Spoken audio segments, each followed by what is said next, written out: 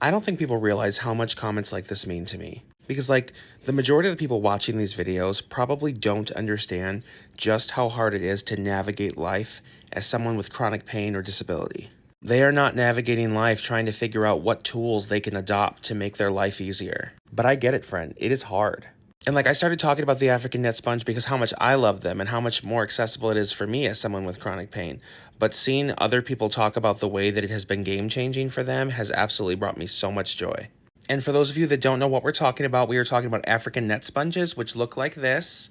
And they are a bathing tool that help you to exfoliate, but also give you more access to different parts of your body. Like, I would wager that the majority of people are not scrubbing their back as well as they are scrubbing their front.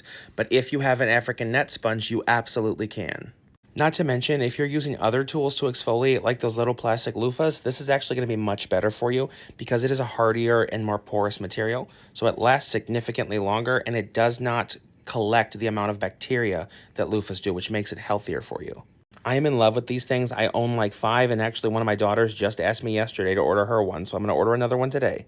If you don't have an African net sponge, I recommend you buy one even if you don't need it for the accessibility purposes, because I have had hundreds of comments from people since I started talking about them telling me that they got one and it was life-changing for them.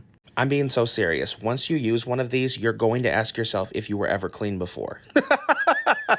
And when I tell you they last a long time, I mean it. This thing is like 8 or 9 months old, and it doesn't really show any signs of wear or tear. You just throw it in the washing machine with your clothes as often as you want to. So if you want one, they're pretty cheap. They're like $10 or $12, and I'm going to post a link down below.